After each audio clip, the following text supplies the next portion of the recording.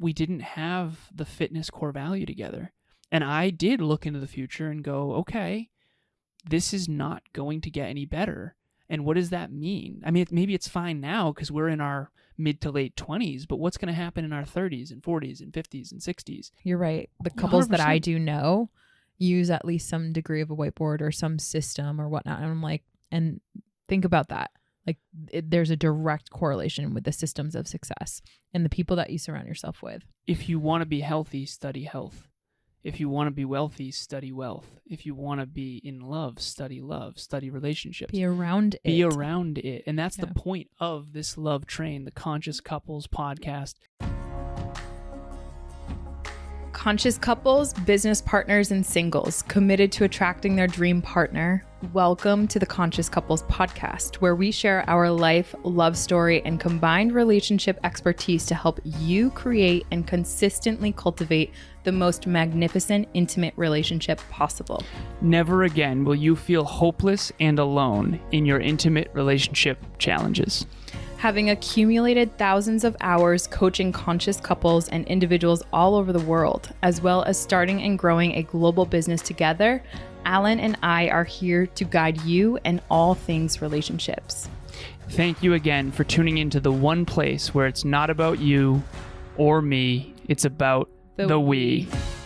Conscious couples and individuals, welcome back to the one and only Conscious Couples podcast. Today, for episode number 170, my goodness. Whoa. Are you and your partner on the same page about health? That's the question we're going to answer today. Before we jump into this episode, I want to give a huge shout out and thank you to Next Level Podcast Solutions for producing this show and so many others. My company now works with 106 podcasters and business owners all over the world. Whoop, whoop. And apparently we're kind of a big deal now. No, but Next Level Podcast Solutions, seriously, it produces so many shows on personal development, self-improvement, personal growth, mental health, spreading so many good things into the world that I did not have as a child.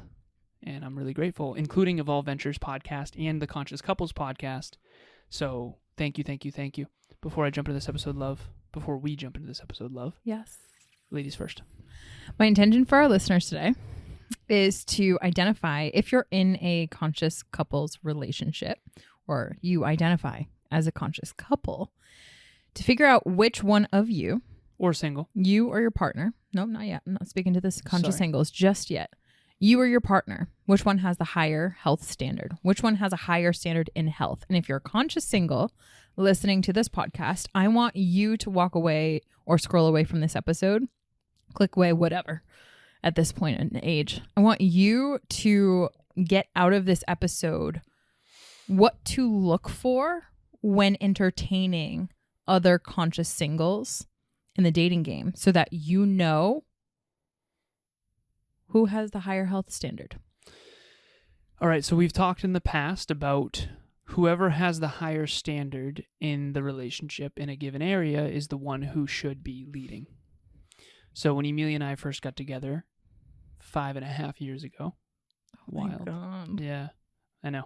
Aww. She had certain things that she had much higher standards in, one of them being real estate. She was in real estate, and when we went to buy a home together, she said, what do you want in your home? And she had this list of things, and I said, great Wi-Fi, needs to be close to a gym. Interior And design was my Jamie Jam. Of course. And Still now is. I realize I would have way more on that list now that you've taught me so much, so thank you. But ultimately, I've had so many clients in the past, I know you have as well, where they are super into fitness, and I'm going to use health and fitness kind of interchangeably here. And I'm thinking of several different clients that I've had in the past, some that I still have, and they're really into fitness. They're really into health. They're really focused on getting better in that arena consistently, and their partners aren't.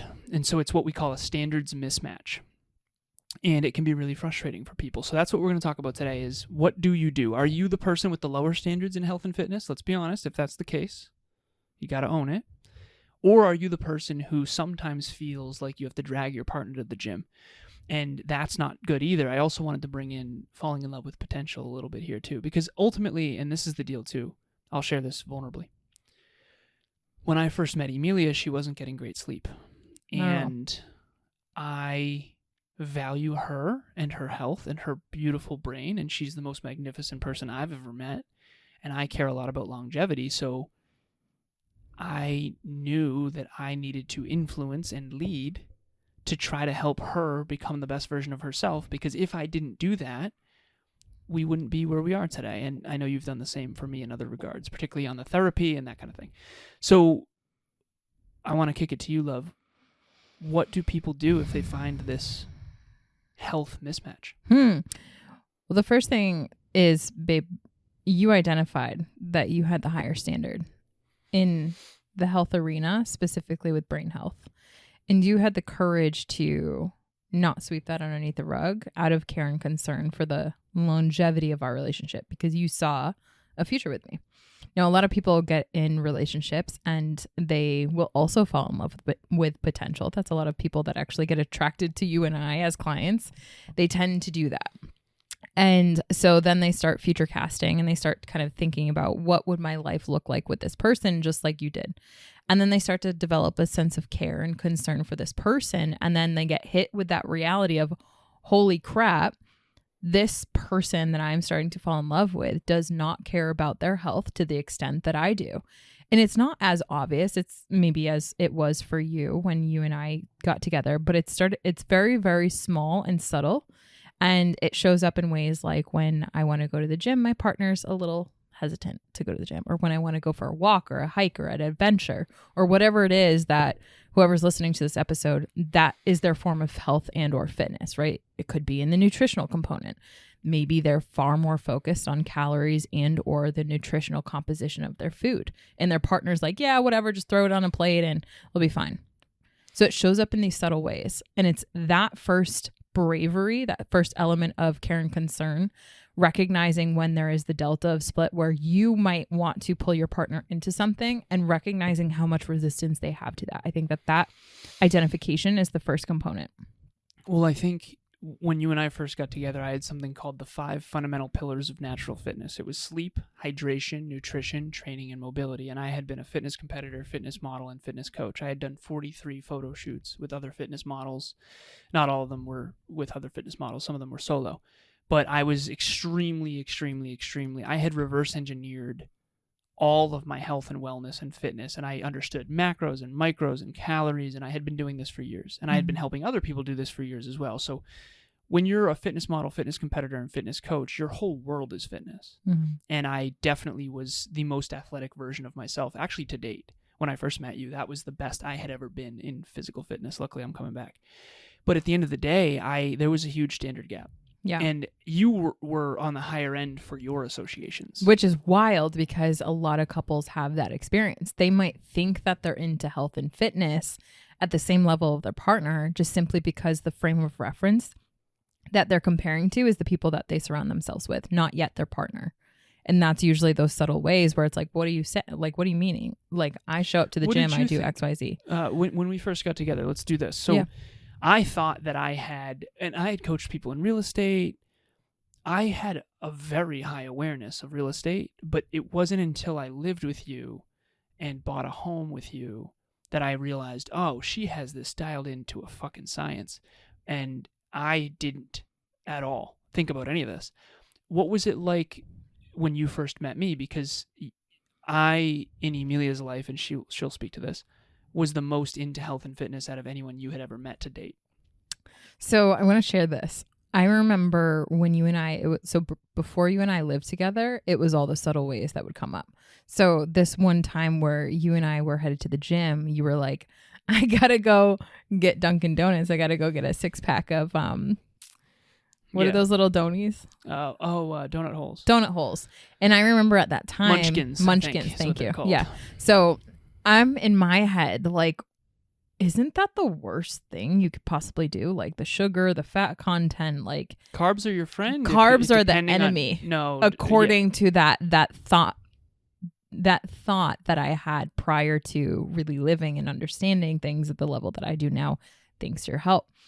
But I do remember that time where it's like, why would anyone before going to the gym go and get donuts before the gym? Like, it didn't make logical sense to me. It actually made me think that you were stupider, like dumber than you actually were. Oh, right. That must have been a red flag. It was. Real quick, I do want to explain this. So donuts are extremely simple sugars that and complex carbs in a good combination.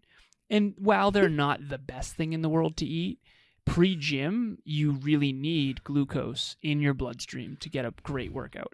And there's other ways you can do it. But honestly, that was just the most convenient and the most affordable at the time. For you. Because I was early in business. Plus, you also had like a ton. You were I had to a eat horse at that time. So the amount of calories that you had to eat, like, I understand it now. Yeah. But like back then, it broke my brain, and it showed up in these subtle ways of like, whoa, he like literally has lower standards in his nutrition than I do. That was a red flag. So, which I think is hilarious now. When you look back and I was quote unquote a horse, is it obvious now? You still are.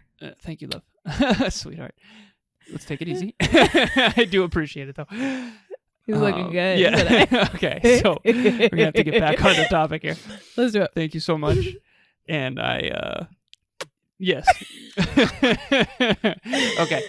So we went to the gym together. Uh-huh. What else did you observe? And also when did it start becoming clear that I had higher awareness than you, quite frankly? Because I remember it felt difficult for me at times to explain. Now Definitely. I know why it was so hard, because you thought I was some idiot eating donuts, throwing them down my gullet. Yeah. You know what? I really appreciated when you and I got in the gym together.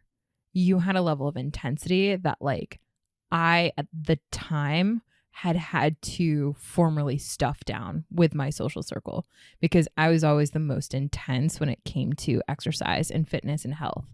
And like when it came to like food, I was the more food conscious from I'm trying to fuel my cells standpoint. So like the intensity in the kitchen and the gym really helped me see those subtle nuances, start to see like, oh, okay, we have similar, I don't know how similar, how big that gap is, but similar levels of care, concern, value, and intensity.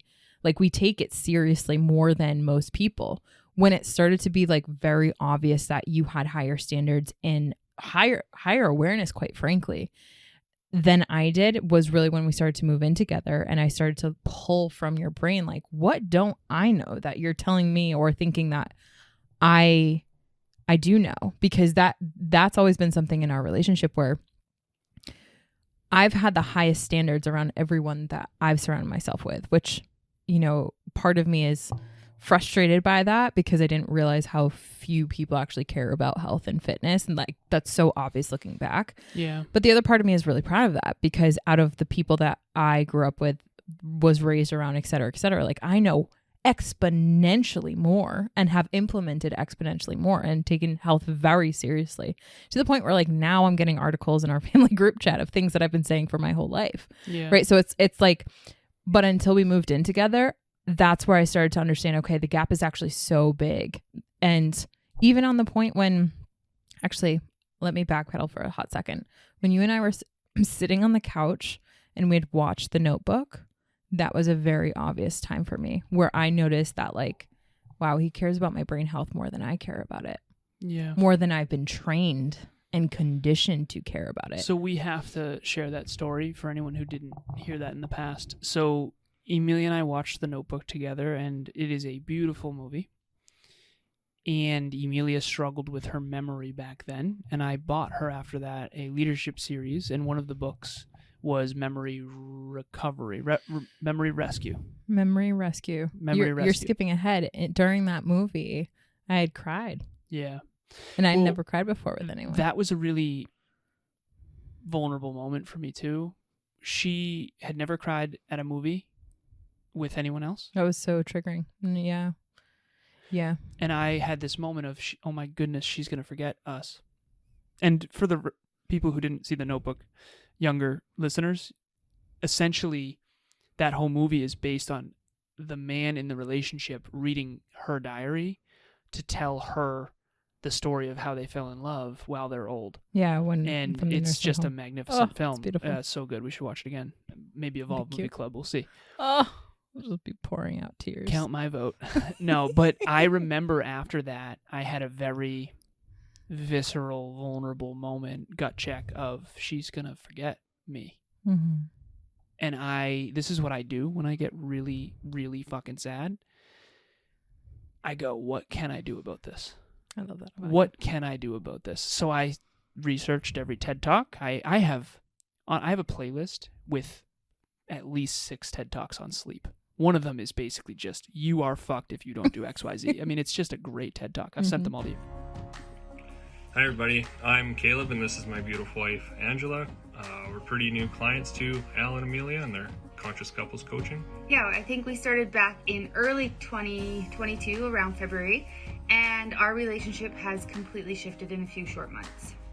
I think one of the biggest takeaways from working with them was our communication, which I believe is an obstacle for most couples. I was talking to Ange in a way that I would understand, but it wouldn't connect to her, which caused some arguments, but Alan and Emilia were able to point that out, and now I can talk to her how she's going to understand. She can do the same for me. Yes, our communication is way better than it's ever been. We've been together for about 6 years now, and as well as just really figuring out what our core values personally are, but as well as what they are in our relationship. So being able to communicate from that space is really valuable. So thank you, Alan and Emilia, for everything you've done and for leading the way. And so this memory rescue book, it's thick. This is a thick book. And you read the whole thing and implemented everything. We got Oura rings. We track our sleep score every single night. We now compete. Sometimes I kick her off the bed to try to win. I'm joking. We definitely have way more to implement, but it's been phenomenal, babe. And so that's an example. You didn't laugh at my joke about kicking off the bed. I was joking. Because I'm also thinking about I know. I never do that. But I'm thinking about listeners who are listening to this, you and I take life very seriously. It's a very serious game. It is a very serious game. That's a belief that you and I hold. So anyone that's going to listen to this, that might not be a belief that they hold, that life is serious. Health is serious. Health is not something you can mess around with. Yeah. Health is something that should be, and not just should because it's my belief system, it's science. If you don't take your health seriously, it will eat you alive. Well, one of the things that I think is really important here is I crunched the future, and this is called future pacing. It's called projection. And I went into the future and I saw, okay, this is going to be bad if we don't do something about it now. And it's just like someone you love who smokes every day. You know they have a high probability of getting lung cancer and dying. That's just a mathematical certainty. It's a scientific certainty. Mm-hmm. And it's all based on probabilities because some people do smoke and somehow live to 110. But it's the rarity. My point here is, at the end of the day, you value yourself and you value your relationship. And I wanted to grow old with you. I wanted to build a life with you. I build the self, build the family, build the business every single day. And ultimately I realized, okay. And here's the deal too. Emilia had memory challenges and now it's night and day different. But here's the deal. I think frustration comes as an inevitable byproduct when your standards aren't being met. And the person with the highest standards, what's your relationship with frustration? So I would be frustrated because she would sleep over and we had just met. I get it. I'm not trying to project. But she would wake up at 5 a.m. and leave with little Tucker. Go get after it. And I would sleep in. Yeah. Not because I'm lazy, but because I value my health. And you and I had stayed up late getting to know each other, deep conversations, all that stuff. And I realized, okay, she has bad habits. Mm-hmm. And I remember one time we were driving home from the lake and you said, what do you think are my biggest bottlenecks? And I kind of freaked out and I said, I had this whole list because my brain calculates everything that could be better. Mm-hmm. And in the past, I had relationships where people didn't value their health at all. So I'm so grateful to be with someone who has the humility and courage to actually implement these things. And so to bring it back to the listeners, sweetheart, who has the higher standards in health? Life is a serious game. And if your partner is not taking care of their health, that is affecting you. That is affecting your family. That is affecting your kids if you have them. That's affecting your pets if you have them. It's affecting everything they do and don't do. It's affecting how much money they earn. Mm-hmm. Everything. At the end of the day, you only get one life. And if your partner isn't concerned at all with maximizing that life, that is going to affect you. And you and I have talked in the past, the most important decision any of us make is who we partner with. Yeah, 1,000%. And I'm going through a ton of conversations that I've had with clients that have come to me and asked how the hell do I communicate this to my partner? Because that's usually what, people gravitate towards us because they value what we value. They have high standards. They value life. They value their health and fitness, and their partner doesn't, to the extent that they see could be possible for their partner. And they get super frustrated, and then they're like, okay, well, how do we communicate this? How do I tell my partner that I love them and I care about them, but it seems based on the data that I have when I witness and watch their behaviors, I care about their health more than they care about their health. And that's going to have a long-term impact on our children, et cetera, et cetera. And I say, basically, if you just let it ride, everything's going to be worse, and you're going to slowly slip into madness because you're going to build seeds of resentment and contempt, and they're going to be like, what's wrong, and you're just going to sweep it underneath the rug. So it really does come down to having some degree of a courageous conversation.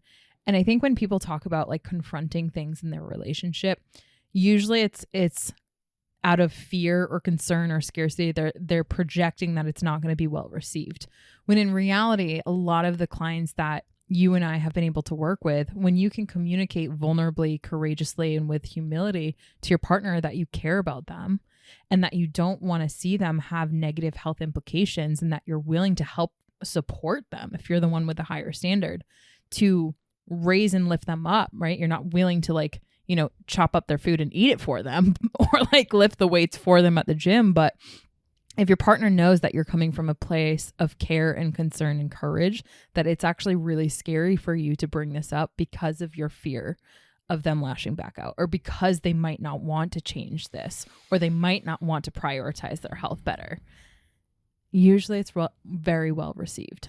And I often, and this will be the last piece because I know we got to jump here. If you have an acquaintance of an acquaintance that you see twice a year, it doesn't affect you that much. Obviously, you still want to see them healthy. You want to see them flourish. We all want to see the people in our lives flourish. But it's not as big of a deal. But if you live with someone and they drink and they smoke and again, this is an extreme example, that's going to affect you. Emilia and I have had all of those conversations of, in the past, you had someone who smoked, that it bothered you so much because you knew that was a core value in conflict. Mm-hmm. And I've had people in the past that we didn't have the fitness core value together. And I did look into the future and go, okay, this is not going to get any better. And what does that mean? I mean, maybe it's fine now because we're in our mid to late 20s, but what's going to happen in our 30s and 40s and 50s and 60s? This isn't going to get any better. It's not going to get any easier. Fitness gets harder because of biology. Mm-hmm. And at the end of the day, look at your relationship, look at your standards, figure out where there's a standards mismatch, and try to sit down and have a vulnerable, sincere, courageous conversation. Because at the end of the day, you saw a mismatch in me, and you said, I've been doing therapy since I was 12 years old. I really think that you're leaving a lot on the table. I don't think you're broken, but I think therapy would be tremendous for you. Yeah, and your mental health, that's a component of the health wheel. Health is not just physical health. Exactly. It is nutritional health, it is emotional health, it is mental health, spiritual health. There's brain health, so many components of health that are important to exchange. And if you have higher standards in health and I have higher standard in health, for me, it's a no-brainer to exchange those and share, hey, babe, I care about you. This is important from the data, the research that I have. And I really want to make sure that you at least bring this into your awareness, and what you do with that, that's your choice, but don't get it twisted. That's going to have an impact on our family that we plan on building, that we choose to engage on. Even if you had, let's say, for example, you had a family that was so the choices that they made in food, every single gathering that they had, and it just so happened to be every other weekend, that high family orientation, and their nutritional choices were horrible, that would have an impact on us. Everything and I would have to bring that up, right? But so yeah, that. And I'm grateful for your receptivity, because again, that goes back down. That was really scary for me to bring up. Yeah. Because I was very concerned that you were not going to be receptive to that. I was concerned too about the sleep and the fitness thing. I mean, you were so convinced that being skinny was important as a woman. And now we looked back recently, Emilia posted a transformation photo. You were so skinny, and everyone else was. I watched people reinforcing that. Yeah. And I know the value of muscle mass, especially when you're young. And I remember telling Emilia, we were sitting out back, last story, and we were sitting out back, we were listening to the crickets, and you were on my lap, and I said, sweetheart, the truth of the matter is the gap is huge with fitness. I don't know how to explain it. Yeah. And you're like, well, teach me. Yeah. And I said, I can't give a fitness seminar when you're on my lap in the backyard. And you're like, please do. And which was cute. But I also, it's going to take years for you to even come close to the level that I'm on. I've been dialing this in every day for a decade. And there's so many nuances, and you're still learning. Always. And ultimately, We'll never stop you have so much more muscle mass. You're such a better brain. You have you're so much more strength. You're strong as hell now, and it's just so awesome to see. So one thing, last piece here: health matters tremendously. Fitness matters tremendously. Your partner's health and fitness is affecting yours. Mm-hmm. There's a stat that we've talked about where, and you can confirm this or not because I don't know the exact numbers, but essentially, if you have a friend who's overweight, it makes you 30% more likely to be overweight. If you have a friend who's divorced, you're 30% more likely to be divorced. The company you keep is impacting you. It's known as your reference group tremendously. So being a part of the conscious couples community, coming to our events, we want to nudge you and rub off on you. This community cares. We're conscious. Unconscious people don't think about this stuff. They just are on autopilot, and then if they get divorced, they get divorced. Ooh. We are conscious individuals and conscious couples, and it's very, very important for us to really talk about these things that matter. And I remember saying this to Kev: I could lop off an arm, lop off a leg playfully, and you're still Kevin. But your brain, that you're not Kevin anymore. If the brain goes, everything goes. I had a client. Her name's Pauline. I'll keep it anonymous. First names only. She was born with no arms and no legs. And she can drive, she can swim. She was such a huge inspiration to me. She still is. She's a podcaster. She's fucking awesome. But here's the deal. She's Pauline because her brain matters most. Emilia could lose an arm or again, knock on wood, I don't want anything bad to happen to either of us. But the point is the brain matters. That's who you really are, is your brain health. And I think that honestly we neglect that a ton. So 1,000%. Emilia and I are super intense about health and fitness. It's the most important thing in the world. When I was drinking too much and too often, how dare I? I regret it. I hurt my brain more than I should have. Same. And luckily I didn't go down that road any longer. I'll say this in closing. I was on a call with a client today, and I had shown her a little bit of our whiteboard because she was talking about her and her partner and fair and equitable labor and work within the home and blah, blah, blah. And I had shared with her, like, the couples that leave their relationship up to chance, those are the ones that are miserable. Those are the ones that fail, and they fail slowly and miserably and very, very slowly. They fail slowly in the externality of what it is that they're engaging with, but they fail fast with love.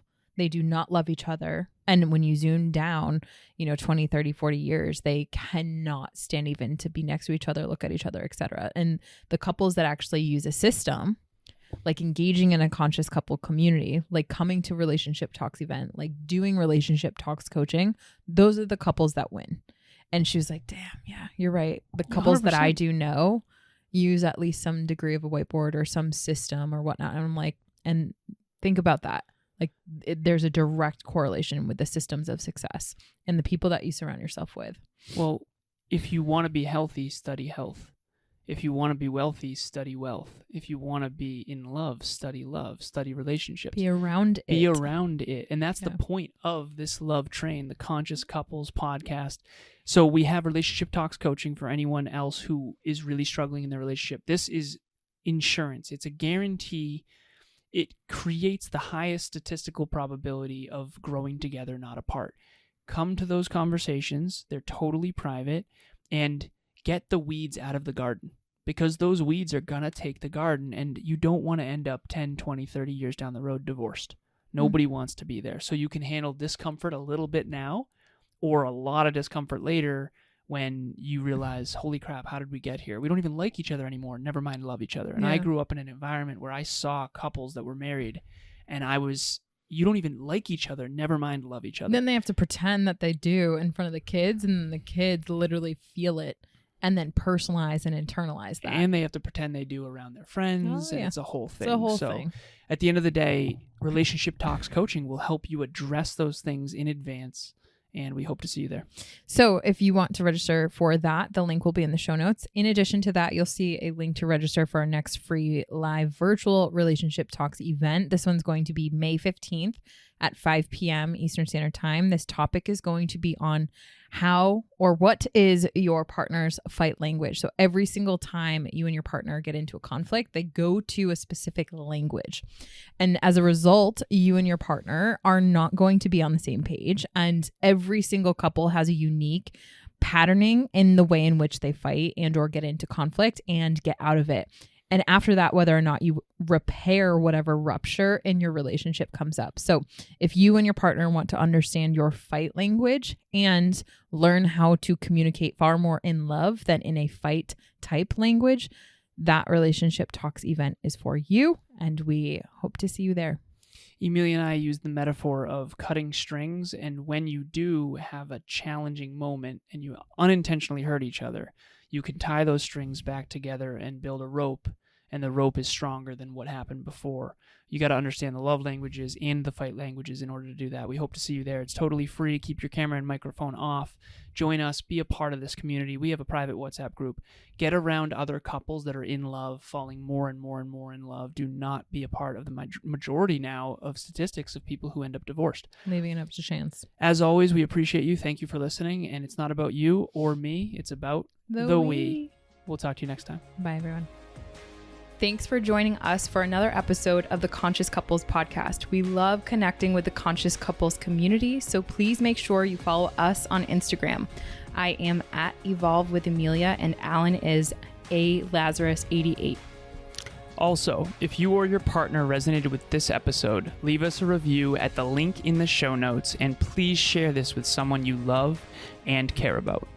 Until next time, remember, it's not about you or me. It's about the we.